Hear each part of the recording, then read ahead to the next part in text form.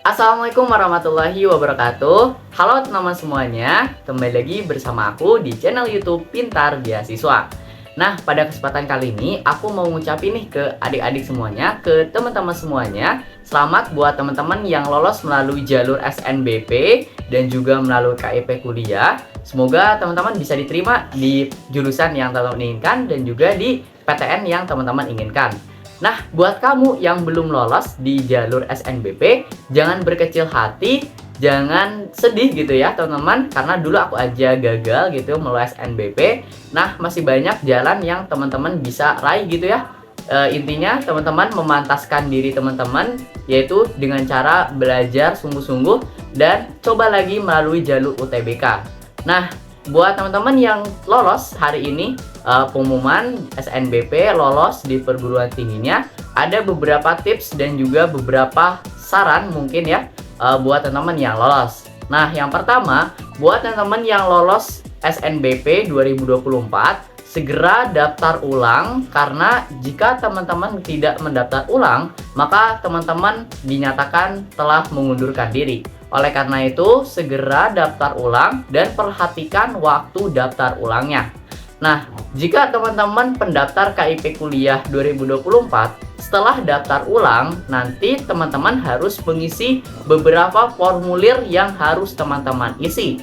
Nah, biasanya buat teman-teman yang udah terdata DTKS, nanti isiannya akan sama gitu ya, akan lebih banyak juga. Contoh, ketika aku kan terdata DTKS nih teman-teman semuanya, di web KIP kuliahnya itu kan nggak ada kayak isi aset, kemudian rumah dan lain sebagainya.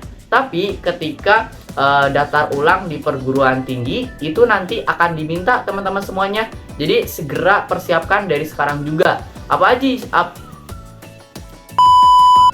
aja sih yang harus dipersiapkan buat teman-teman yang lolos SNBP dan mau daftar ulang KIP kuliah? Yang pertama, teman-teman persiapkan dulu SKTM teman-teman. Nah, itu penting banget ya teman-teman semuanya. Buat teman-teman yang kemarin belum bikin SKTM, coba sekarang bikin dulu, karena bikin SKTM itu nggak lama gitu ya teman-teman semuanya. Tinggal datang ke desa, kemudian nanti akan dikirim ke kecamatan gitu ya teman-teman. Nah, nanti waktu itu kadang prosesnya itu sehari aja udah beres gitu teman-teman. Nah, yang kedua yaitu persiapkan biodata teman-teman, seperti akta, kemudian KK, KTP, dan lain sebagainya. Itu hal basic ya teman-teman semuanya yang harus dipersiapkan juga. Nah, yang ketiga, teman-teman juga harus mempersiapkan bukti atau struk pembelian listrik 3 bulan terakhir teman-teman. Nah, caranya gimana Kak Dedan? Caranya teman-teman kalau misalkan belinya melalui aplikasi, maka teman-teman silakan screenshot aja pembelian token selama 3 bulan itu. Tapi buat teman-teman yang belinya di Alfamart atau Indomart, silakan teman-teman pakai pakai struknya gitu ya, pakai struknya gitu teman-teman. Dan biasanya kalau beli ke counter itu kan nanti ada ada bukti riwayatnya. Nah, itu teman-teman minta aja seperti itu. Nah, yang keempat, buat teman-teman yang punya KIP selama SMA atau teman-teman punya PKH, BPNT, atau PBIJK, nah persiapkan kartunya teman-teman. Nanti akan diminta di form pendaftaran ulang gitu. Biasanya bentuknya gimana Kak Dedan? Yaitu nanti teman-teman silakan scan aja kartunya, terus nanti dijadikan PDF seperti itu. Nah, selanjutnya yaitu foto rumah. Nah, teman-teman semuanya, biasanya kalau terdata DTKS di web KIP kuliah itu kan nggak minta foto rumah. Tapi buat teman-teman yang daftar ulang, contohnya ketika aku daftar ulang waktu itu di IPB, itu diminta foto rumah teman-teman. Foto bagian depan, bagian belakang, foto samping, kemudian dapur, kamar tidur, kamar mandi, dan lain sebagainya. Nah, itu ketika diminta menjelaskan, jelaskan sedetail-detailnya ya teman-teman semuanya. Jelaskan pokoknya misalkan temboknya gimana kondisinya, di keramik atau enggak, terus atapnya gimana kondisinya.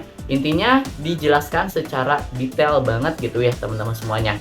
Nah, selanjutnya ketika itu sudah, teman-teman kalau di IPB itu ada form untuk mengisi biaya hidup ya teman-teman. Misalkan biaya hidupnya nanti di IPB berapa, terus transportasinya itu berapa, dan lain sebagainya seperti itu. Nah, jika itu semua sudah selesai, nanti akan ada namanya finalisasi seperti itu. Tapi ada satu lagi teman-teman. Kalau di IPB itu ada membuat sebuah semacam esai singkat mungkin ya, Kak Dadan bisa bilang gitu. Karena nanti kita itu kayak bikin tulisan tentang biodata kita, terus tentang pengalaman kita itu di semasa sekolah itu kayak gimana seperti itu, dan juga tentang biodata keluarga gitu, kayak ibu, bapak, pekerjaannya apa dan lain sebagainya seperti itu. Tapi dalam bentuk deskripsi gitu teman-teman semuanya. Nah, mungkin kalau di perguruan tinggi yang lain, Kak Dadan kurang tahu, tapi kalau di IPB itu seperti itu. Nah, jika itu semua udah selesai, teman-teman, jangan lupa dipinalisasi ya, teman-teman. Kenapa? Karena kalau misalkan tidak dipinalisasi, maka teman-teman itu seperti tidak mendaftar ulang. Kalau tidak mendaftar ulang, maka teman-teman dinyatakan telah mengundurkan diri dari perguruan tinggi tersebut. Oleh karena itu, teman-teman harus mempinalisasi sampai selesai gitu ya. Nah, kalau misalkan udah selesai nanti gimana Kak Dadan? Nanti teman-teman akan masuk ke tahap wawancara. Dulu Kak Dadan pengumuman PTN itu kan 20 Juni ya teman-teman, jalur SNBT. Nah, setelah itu wawancaranya tanggal berapa Kak Dadan? Yaitu tanggal 3 Juli teman-teman. Jadi masih ada space waktu sekitar 10 hari atau 2 minggu lah ya, sekitar segituan buat persiapan wawancara KIP kuliah gitu. Nah, ini mungkin kebijakannya kurang tahu ya untuk tahun 2024 berapa rentang waktunya, itu tergantung perguruan tinggi masing-masing. Tapi yang jelas teman-teman harus segera persiapkan wawancaranya gitu ya. Teman-teman persiapan secara matang gitu ya, teman-teman. Kayak persiapan dari sekarang mulai cari-cari informasi pertanyaan apa aja yang sering muncul, terus nanti cara menjawabnya seperti apa dan lain sebagainya. Nanti videonya akan aku buat secara khusus ya tentang wawancara KIP kuliah 2024 seperti itu. Nah, intinya buat teman-teman yang lolos di jalur SNBP dan menggunakan KIP kuliah, jangan lupa mendaftar ulang sampai dengan selesai. Dan buat teman-teman yang lolos jalur SNBP, coba aku mau ingin tahu gitu ya teman-teman, teman-teman lolos di PTN mana dan di jurusan apa, teman-teman tulis aja di kolom komentar gitu ya. Nanti sebagai penyemangat juga untuk kita semuanya seperti itu. Buat teman-teman yang punya pertanyaan, tulis juga di kolom komentar, nanti insya Allah akan aku jawab seperti itu. Mungkin itu aja video kali ini sebagai pematik diskusi. Teman-teman nantikan video-video selanjutnya, tapi jika ada pertanyaan silakan teman-teman tulis di kolom komentar. Dan di PB, aku menjadi kakak pendamping KIP Kuliah 2024. Jadi kalau misalkan teman-teman ada yang lulus di PB, terus nanti teman-teman kemungkinan kalau kebagian sama aku, itu nanti kita bisa berdiskusi lebih lanjut lagi seperti itu. Nah, mungkin itu aja. Wassalamualaikum warahmatullahi wabarakatuh.